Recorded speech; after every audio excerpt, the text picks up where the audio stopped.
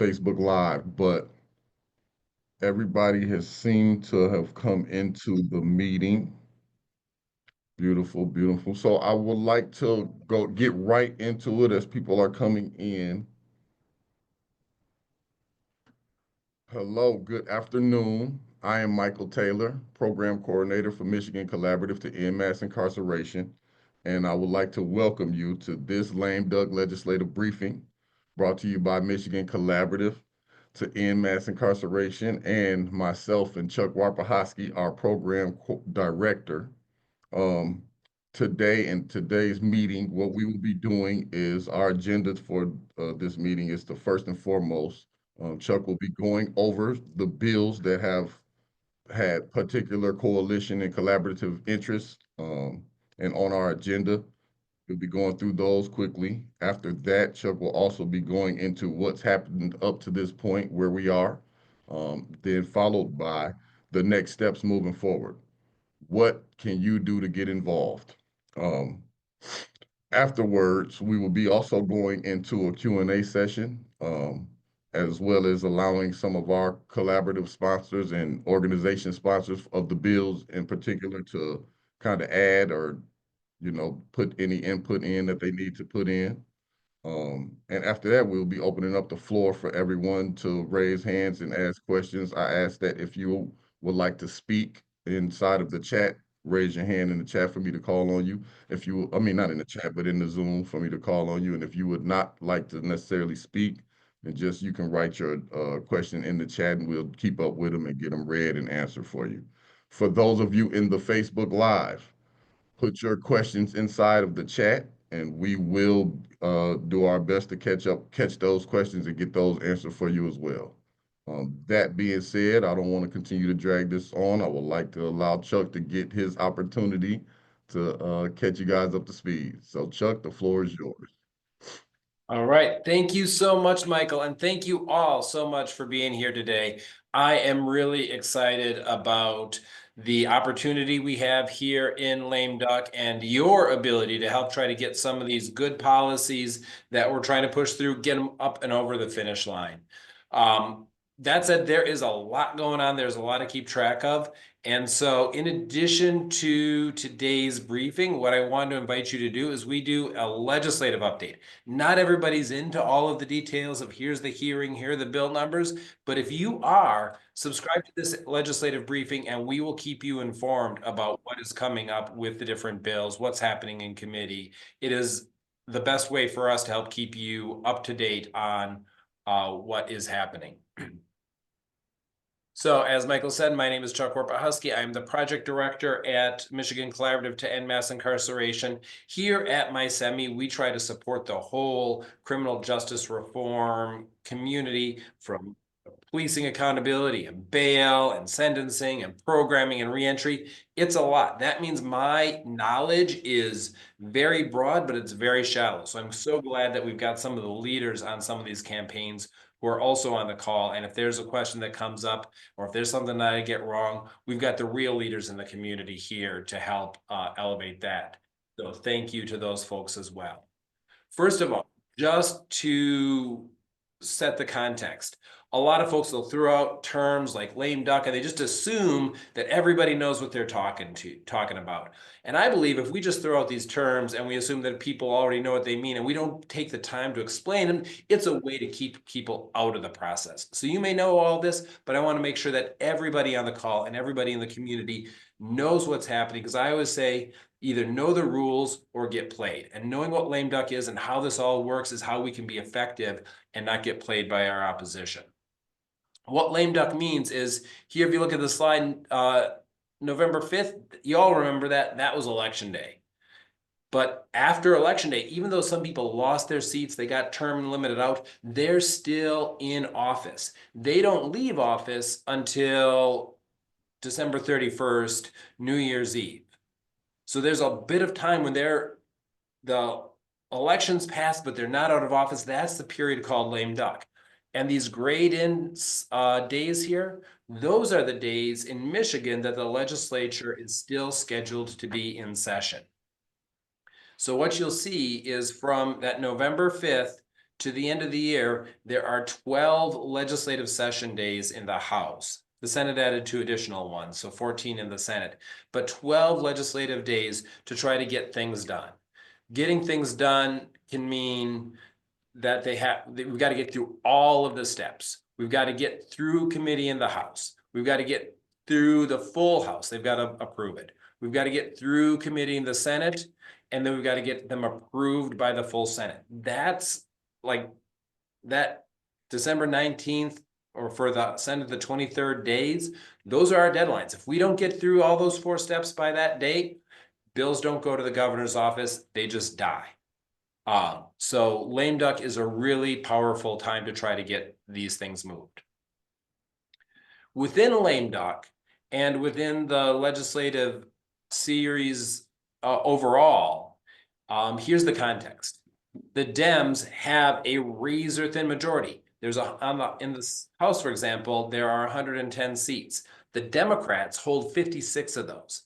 The Republicans hold 54 of those.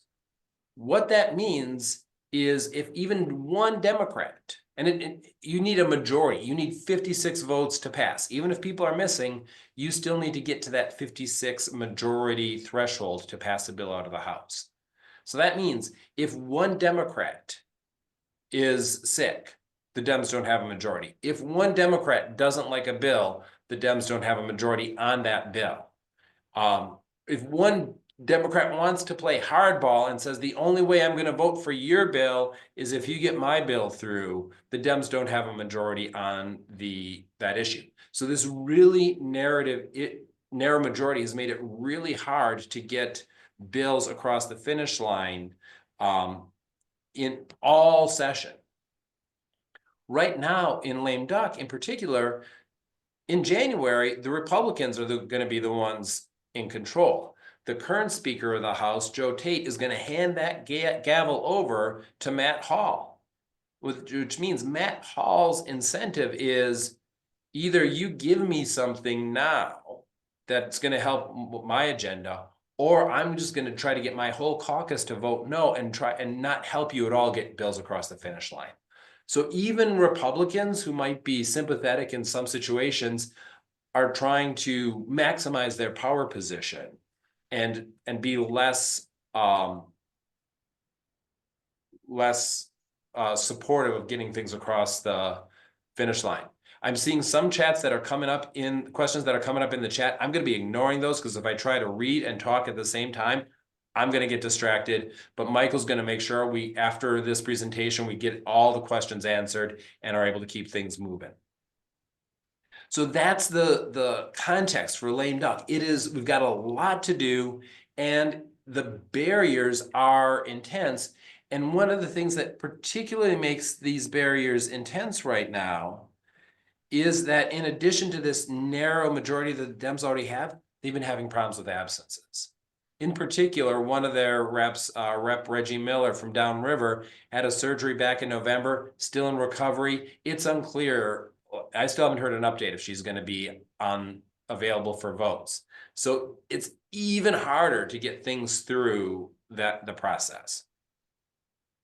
So all of this, I want to let you know, we've got motion, things are happening in committee, votes are happening, things are moving forward through the process. And we need all of you to be reaching out and trying to get things over the finish line. And that especially means if there are skeptics who we think we can get from a no to a yes, or from I'm not showing up to showing up, those are the folks we really need to focus on. So first of all, getting into the specific legislation, I want to talk about second look sentencing. Second look is a way in which a judge would be able to review the sentence of somebody who's already served a long prison sentence.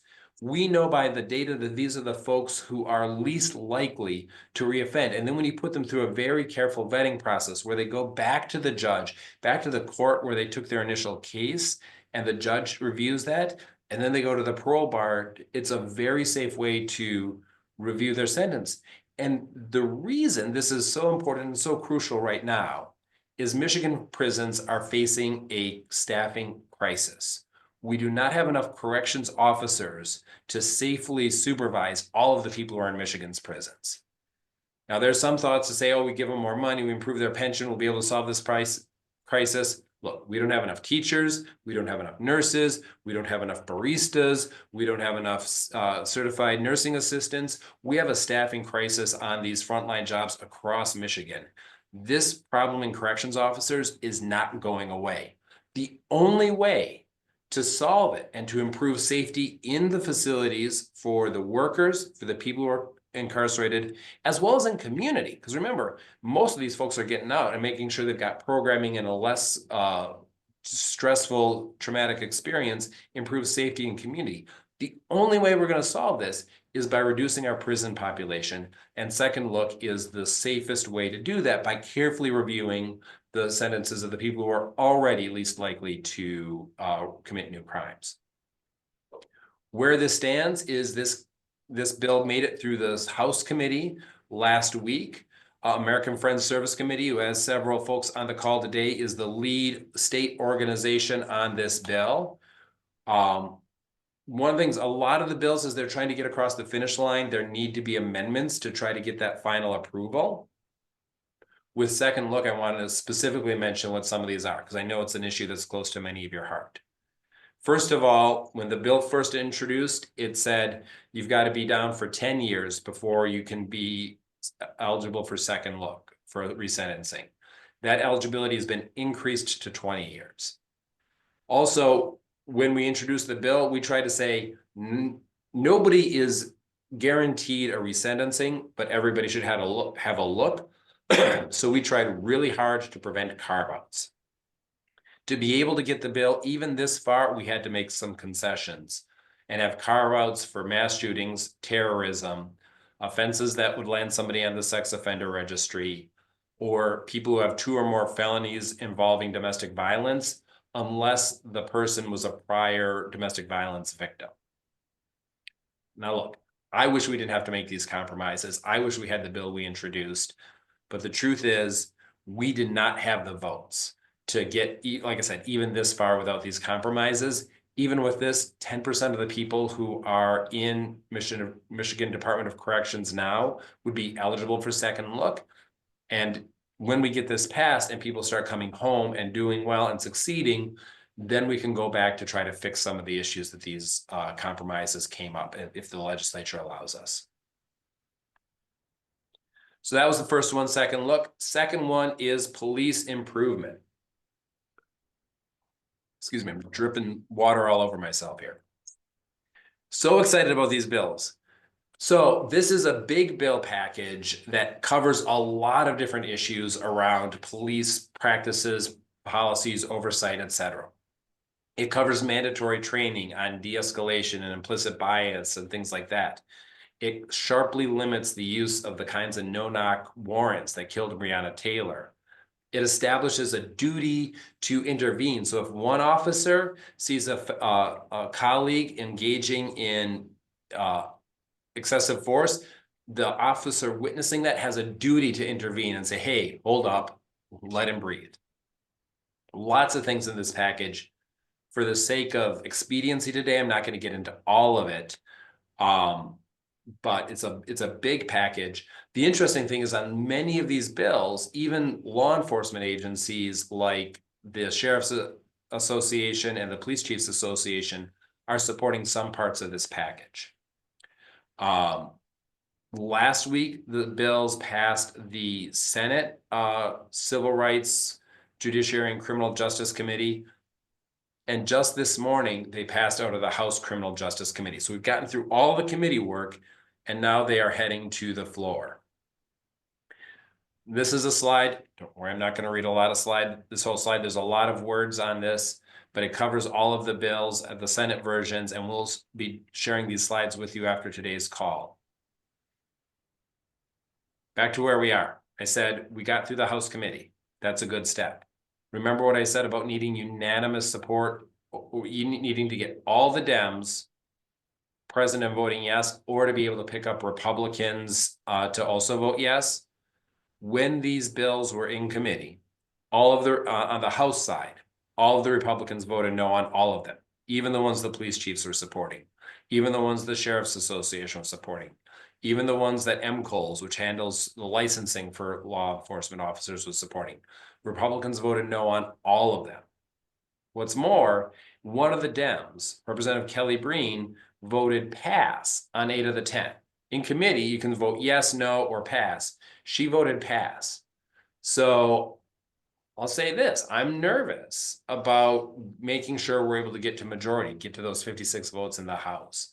So again, I'm going to be calling on all of you to use the advocacy links that Jen is dropping in the chat and to reach out to your friends, your colleagues, and especially folks who might be in Representative Breen's district. Normally for briefings like this, I don't name names like that, but since she just cast those pass votes this morning, I want to let you, I'm sharing that.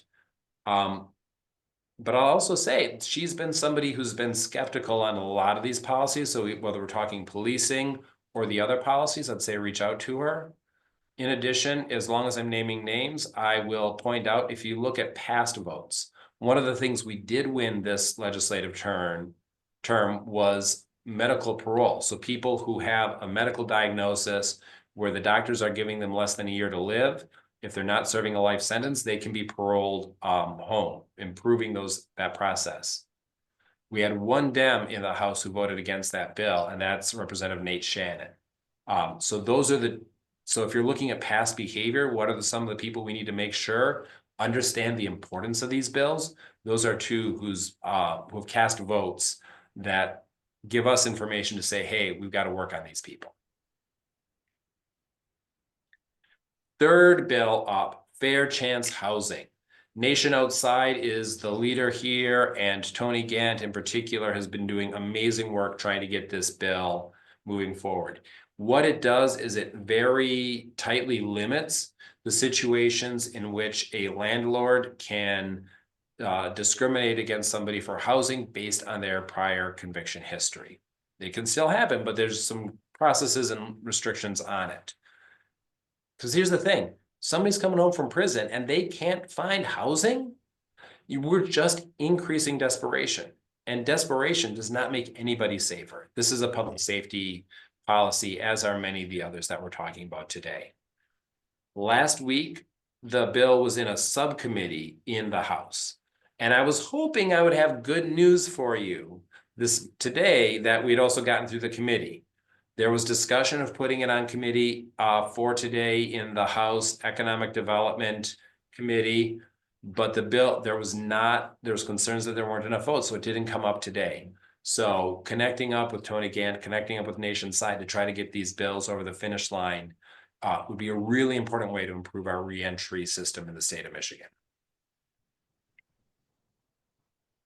Next bill up, we're moving fast because there's a lot to cover. Corrections Ombudsperson bill. This is a bill that Citizens for Prison Reform has been working very hard, relentlessly to try to do. And what it does is it increases the powers and accessibility and accountability of the Corrections Ombudsperson. Makes it easier for people to submit concerns to them, requires them to do reporting out on what they're finding. This bill had gotten through the entire Senate last year, and there was a fast track to try to get it through to the House, but then there was the administration tapped the brakes on it and said, hold up. Citizens for Prison Reform has been able to address many of the concerns that led the administration to tap the brake. So it's gotten through 3 of those 4 steps we need to get through before the end of the term.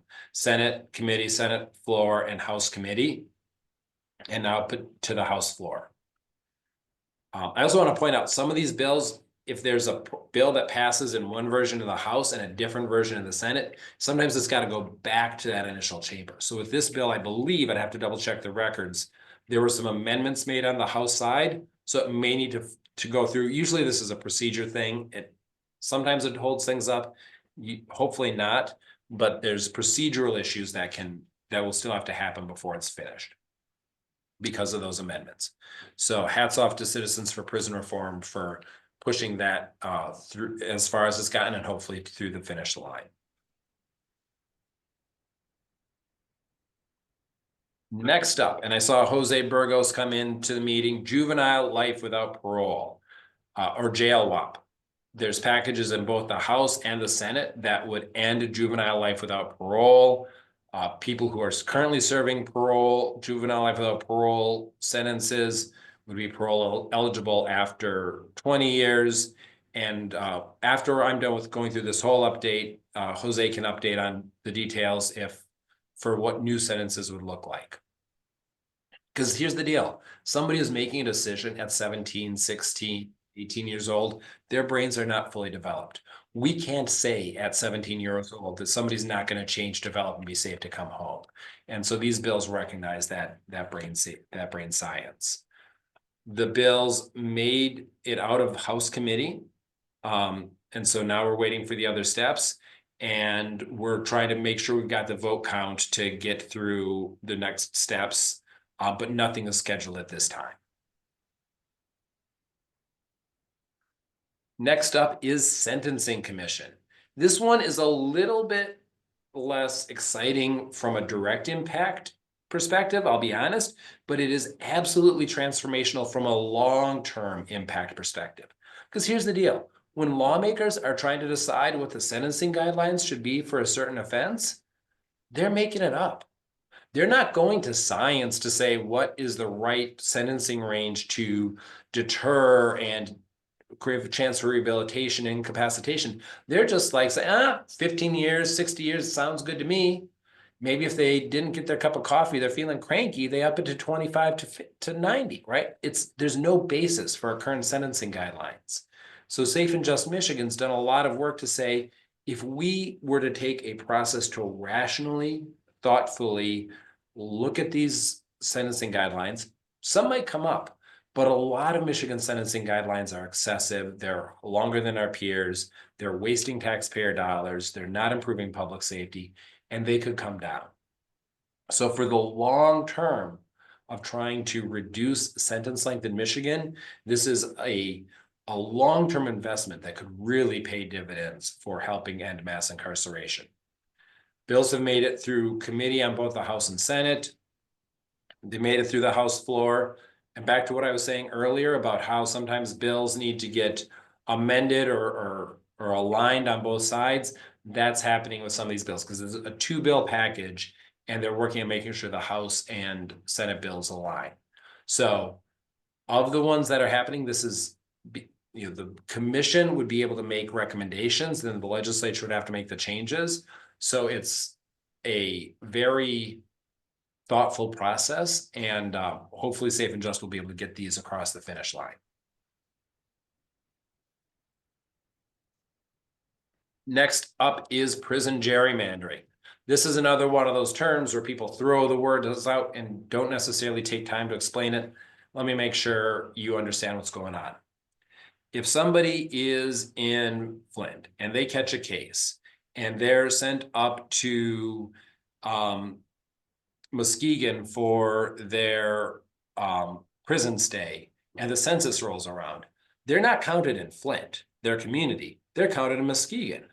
That means when they're drawing the maps about how many people are in Flint, how many people are in Muskegon, how much, where do we set our political representation?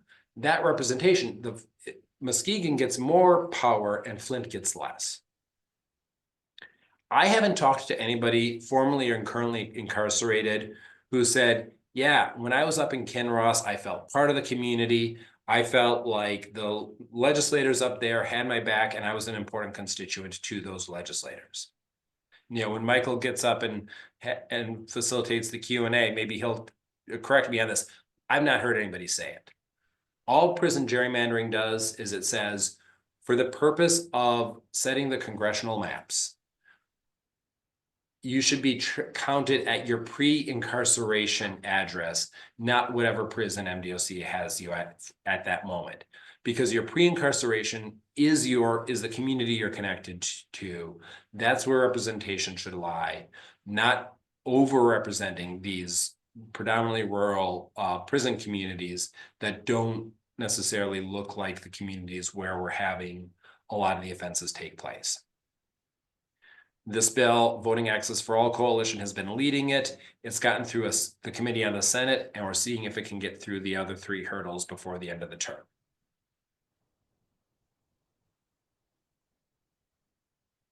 Next up is youth defense. One of the other wins that we've had this legislative term is there was a large package of juvenile justice reforms that was passed last year. This did a lot of great things. It expanded access to sort of treatment and prevention services and made it easier to keep kids who are in the juvenile justice system in their home and give them support and services there rather than sending them to juvenile detention. It created a debt-free justice campaign. So if you're in the juvenile justice system, it eliminated non-restitutionary fines and fees that kids were finding themselves and their families were finding themselves under. Lots of good things happened from this bipartisan juvenile justice reform package. Youth defense is the unfinished business.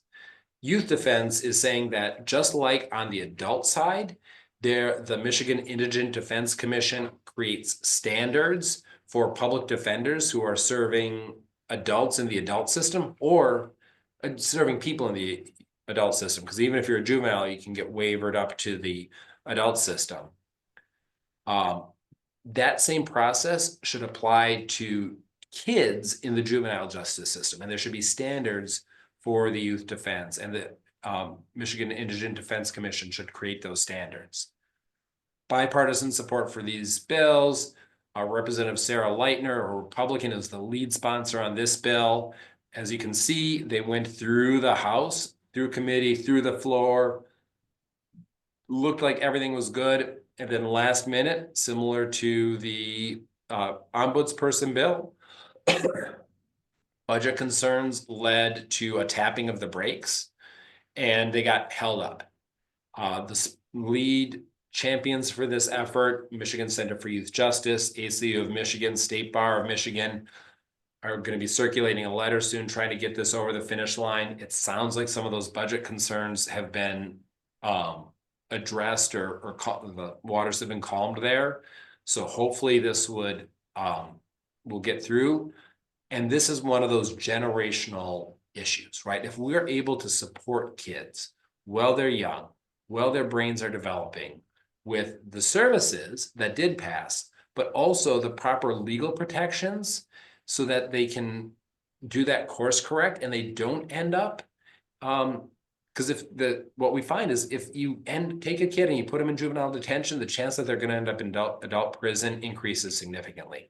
So if we're able to give them that good defense that's part of that course correcting that can both, they're kids. We should be giving them that support, and it has long-term public safety benefits, and there's a constitutional protection requirement to provide adequate legal defense. And a lot of folks look at our current system on youth defense and they say, probably doesn't pass constitutional muster. So this is a really important bill package to try to get through. I know that was a lot. It's not everything.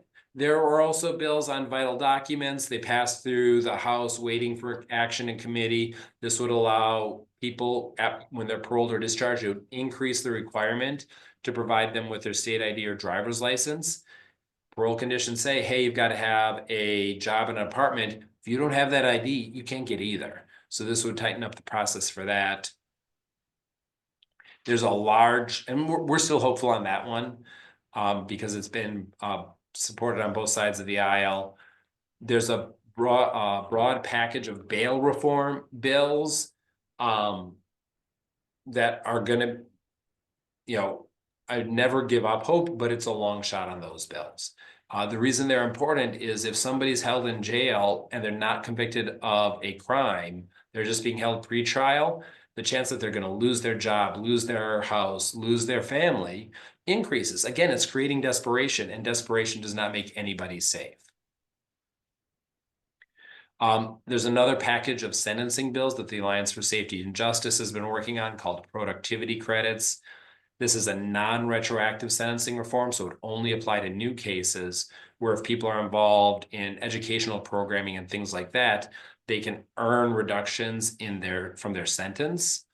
Uh, MI-CEMI does not have a position on this bill, in part because of its non-retroactivity, and in part because there are a lot of carve-outs that started from jump on this bill that a lot of the people who are least likely to um, recidivate, the most likely to benefit from this kind of programming are carved out of the sentencing reductions in this bill. So there's some good stuff in it, but there's also some concerns that some of our members have raised.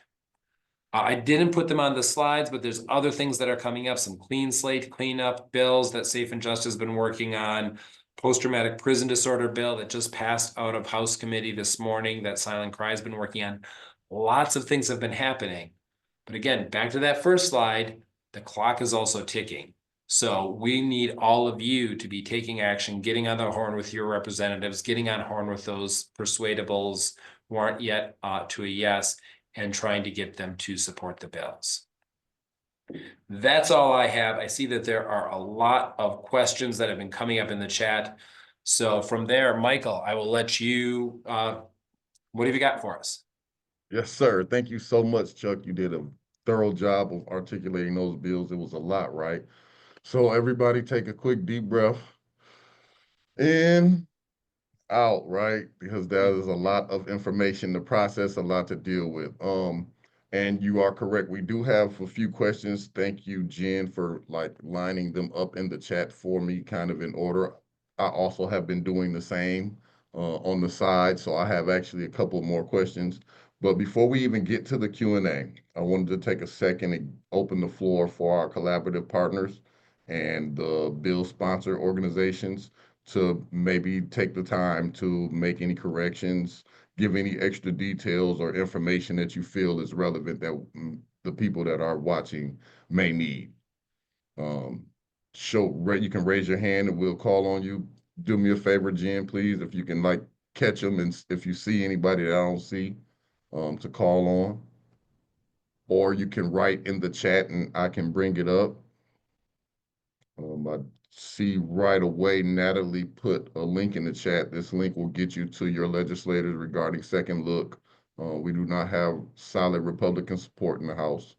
Um, were there any questions? Just a second or so to give you the opportunity to speak.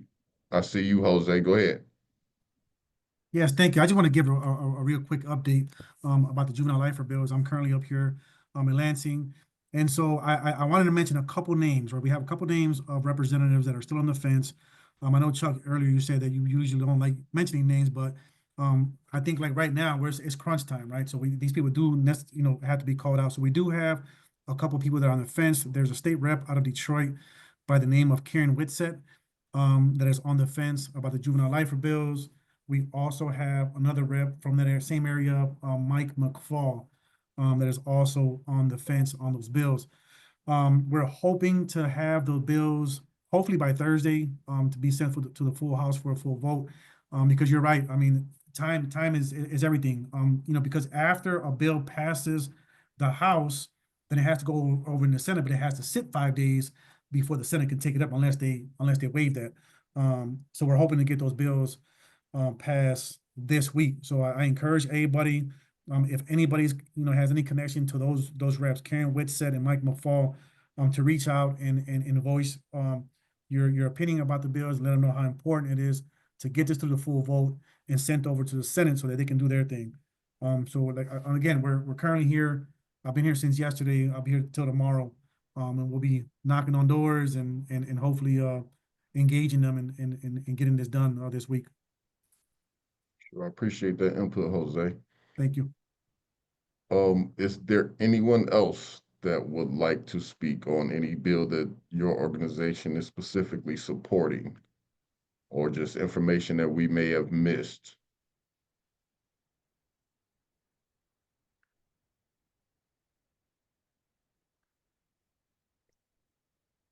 Okay, I think I've got a chance to kind of go over everybody's profile to see if I see or missed a hand up. And let's see, it does not appear to be any hands up for this follow-up. So with that being the case, the floor is now open for questions. And if you have any questions, uh, I'm sorry, Chuck, did you want to interject before I go there? Okay.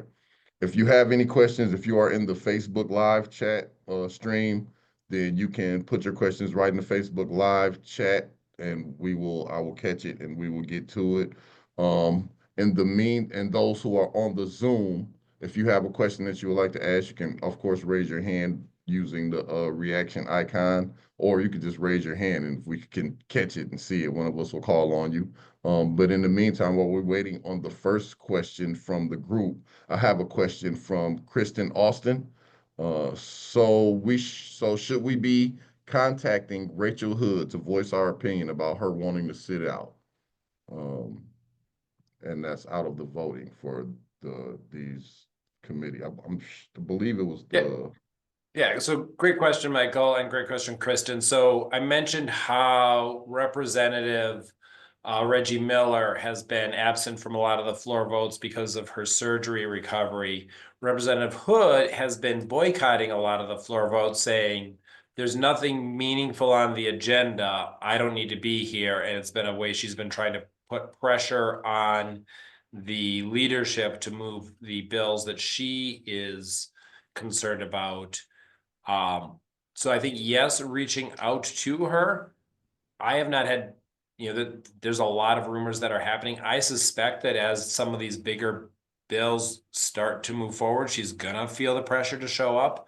But reaching out to her, and especially if you have people in her district, I don't have her map up right now, but if you know people in her district who can say like, hey, I know one of her big bills is making sure that anybody who is living in the state of Michigan can apply for a Michigan driver's license, regardless of their immigration status. A lot of folks are on the road without licenses, and it's dangerous. That's something she's been really championing. Um, and it's an important issue, but it shouldn't stop everything else that needs to happen. And so, yes, reaching out to her and especially finding people in her district who can reach out to her will be important. Thank you. Thank you. Let's see any more? Nope. So next question is, Chuck, if something ends up with a 55-55 tie, can the Speaker of the House cast a tie-breaking vote? And that's from the Jews for Secular Democracy.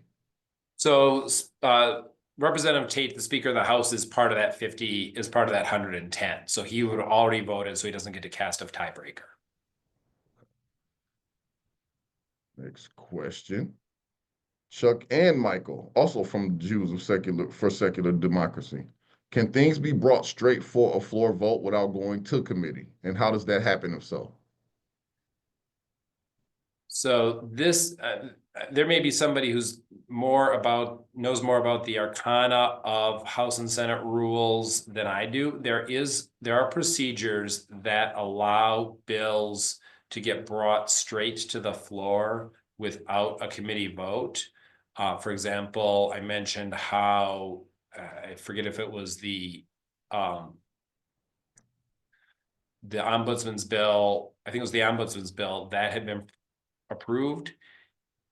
My recollection is it requires a supermajority to do that. And so those kinds of rules require additional support. So things that are highly controversial, like most of what we've covered, it's hard to do. Gotcha. Is my understanding. If somebody else who knows more about those details wants to either raise their hand or drop in the chat that any corrections on that, I would love to learn more as well. Sure.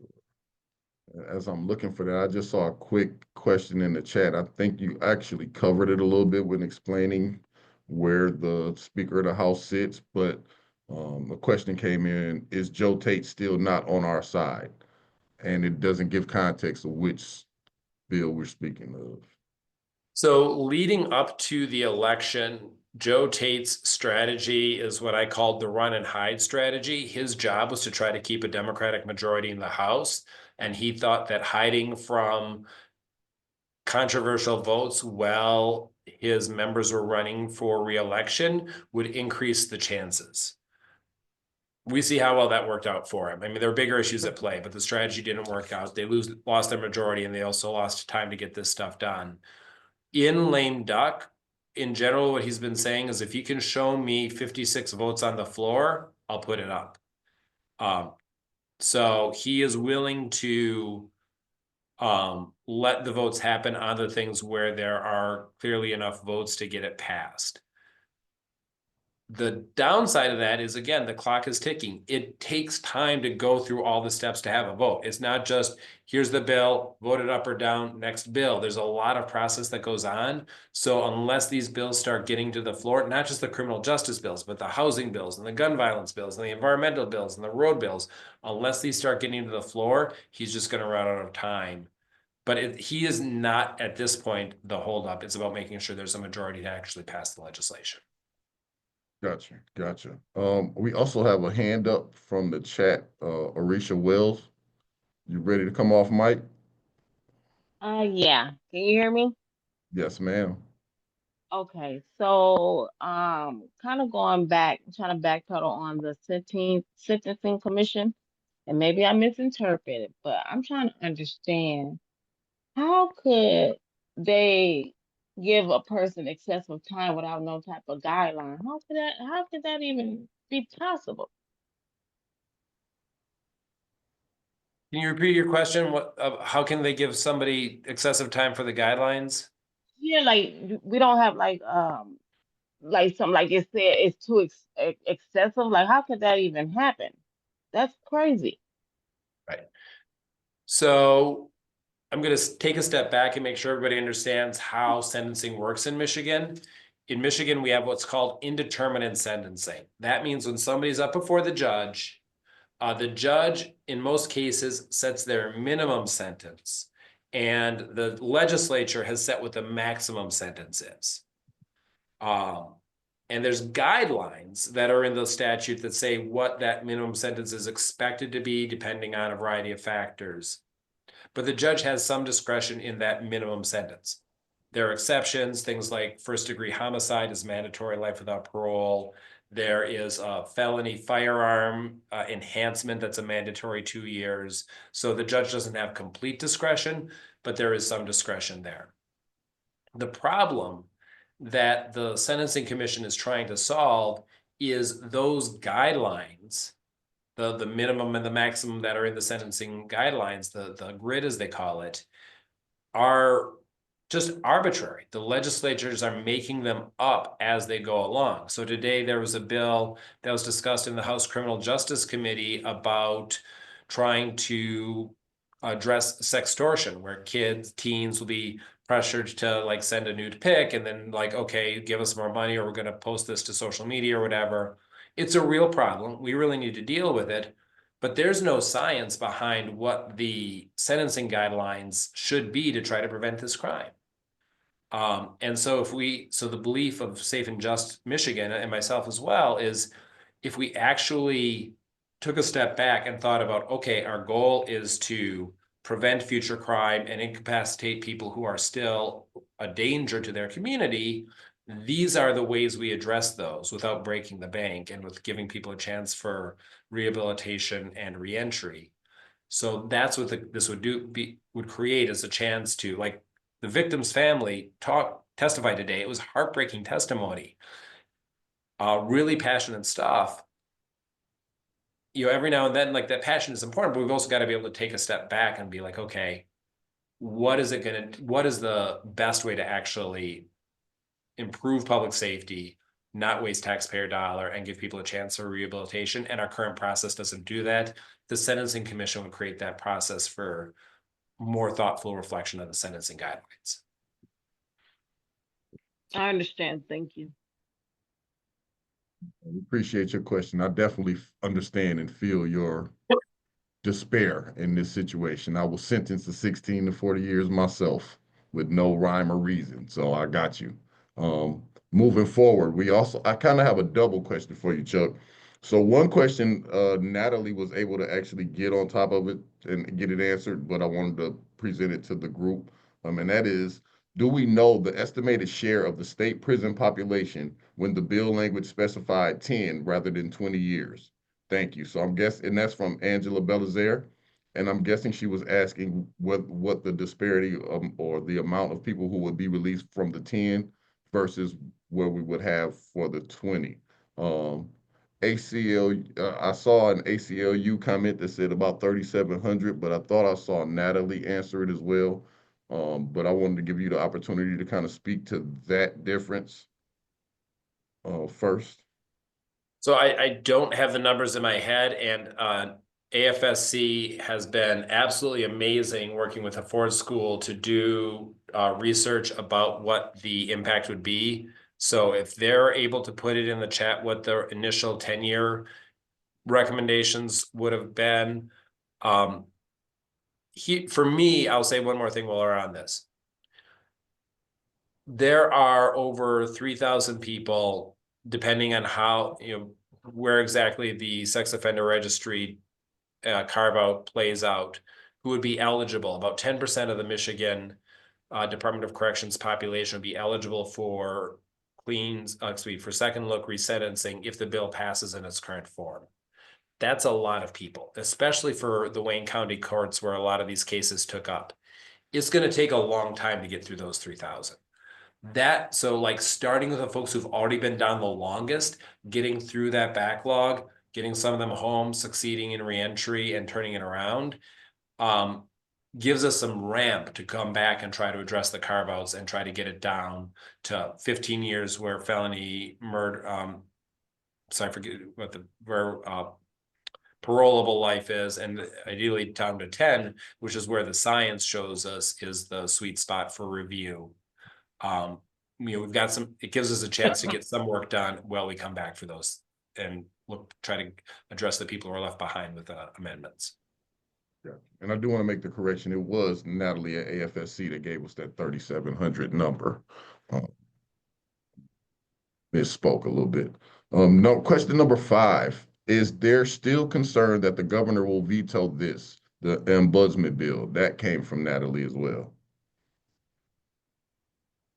So are there any So concerns as we go up with the ombudsman bill that it'll get vetoed if it gets across? I haven't seen if there's somebody from Citizens for Prison Reform on the call. I'm going to do that step back thing here for a second, folks. So the problem that the ombudsperson's bill tries to address is that there is effectively no meaningful oversight of the Department of Corrections. And the gap between what needs to be in place to provide effective oversight and where we are is a big one. So what Citizens for Prison Reform's plan has been to try to move through a couple of different efforts. Expanding the ombudsman's powers is one part of it. And then they've also been working to try to create a oversight committee for the Department of Corrections itself. The oversight committee, what the legislators want is they want to be able to set who's on that oversight committee so that it's legislative power as a check against the governor's executive power. And the governor says like, hey, this is an executive thing, get your hands out of my business. And that's where the veto threat has been greatest. With the ombudsman's bill, the Department of Corrections, their biggest concern was on whether or not the ombudsman would be able to bring in, because the ombudsperson, one of the amendments is to make it gender neutral, whether the ombudsperson would be able to bring in experts. Hey, there's a mold complaint. Can we get somebody who actually knows about mold to review this situation? And the department had significant concerns about that. There was an amendment that went through that addressed the department's major concerns, such as the external expert. And my understanding is that those concerns address the department correction. And what we've been hearing in general, and this isn't a guarantee because politics, things change and politicians play politics. It's just how it is. What we've been hearing is that the governor is unlikely to veto anything that the Democratic House and Senate sent to her desk. So with this, as with other things, if she wants to stop it, she's probably going to stop it by telling Joe Tate, the Speaker of the House, or Winnie Brinks, the Senate Majority Leader, not to have a vote. rather than letting it get passed out of committee, passed out of the House and Senate into her desk. Gotcha. Gotcha. So, see, But Skylar. I'm just looking at the chat now. I haven't heard any specific information about governor's veto on this particular issue. So that's just a general framework on how a lot of this stuff is moving. Yes, sir. And I see Bonnie, is it Zabel or Zabel, has a hand raised? If you Zabel. want to be fancy, it's Zabel, but I'll go with Zabel. Okay, all right. Just to further on that, I did have some conversation with Lois. I didn't make the hearing, but I watched it online. And Kyle Kaminsky, who represents MDOC, was in a different hearing. So he actually submitted a card and they did read it into the minutes that MDOC did not support the bill, even with the amendments. I don't know if you caught that, Chuck. So Lois was pretty upset about that because they promised to support. I had not seen that, so thank you for that, Bonnie. And within any of this, there are levels of opposition. There is, we don't like it, we can live with it. And then there's, hell no, don't do this. And so I don't know, again, Citizens for Prison Reform has been taking the lead on this bill. And so, yeah, we'll see where that goes. If it got from we don't like it but we can live with it to if it got there from hell no, there's still a chance. Right, and I see Jose is jumping off. We appreciate your support and participation, Jose. Looking for any other hands up, and I don't see any, but we do have one more question, and it relates to the prison gerrymandering bill. And to connect back to you asking if I felt connected to the community at any time. So out of my actual 15 years served inside, I served at 14 institutions, none close to any of the community that I'm from, and none made me feel part of community while there. So let me get to this question. From this description, and this is from Skylar Gillette. From this description, I completely support ending prison gerrymandering. A question I have is about logistics. At least with life and long sentences, we saw a high rate of people from Wayne, Oakland, and Macomb counties serving these sentences. Would ending prison gerrymandering require the creation of new facilities, or would it simply place people in the closest available facility? Okay, good question. Thank you, Skylar. It doesn't require any changes to the Department of Corrections placement of individuals in facilities. Although anytime I can look for a lever to get people, usually from Southern Michigan, who are getting sent up north so far from their families, if any lever we have to get them closer to their families is something we look for. Because one of the biggest indicators of people who are going to be successful in their reentry is how well they've maintained their family and community connections during incarceration. So you take somebody from Lansing or Flint or Grand Rapids or Detroit, and you send them up to the UP where it's a 6-hour drive, that increases the risk of public safety by separating families. And it breaks hearts, and it's really harmful. With prison gerrymandering, what the bill does is it says that Department of Corrections needs to track people's pre-incarceration addresses. Then every 10 years after the census, Michigan, we have the Citizens Independent Redistricting Commission that draws the maps to say, okay, where are we going to draw these districts so that they're not gerrymandered to benefit one party over the other or one constituency over the other. When they're drawing those maps, they need to look at the pre-incarceration address, not the census current where their bed is at the time of the census records, in drawing those maps. But it doesn't actually affect where the Department of Corrections puts that bed. Got you. That was actually a question that I had as well. So good question, Skylar, because I wasn't sure. I know during my time, that was a big deal about trying to make sure that you could get in areas closer to home versus I did, I think, 4.5 years over across the bridge, which is about I think it was like a 9 hour trip for my family to come see me. They'd have to come stay for a week to see me twice. Um, that being said, I think I have one more question in the chat, and it was kind of answered throughout the chat, but I just wanted to bring it to light, and that is, what can I do to help with passing the second look bill? That came from Jocelyn Smith. All right.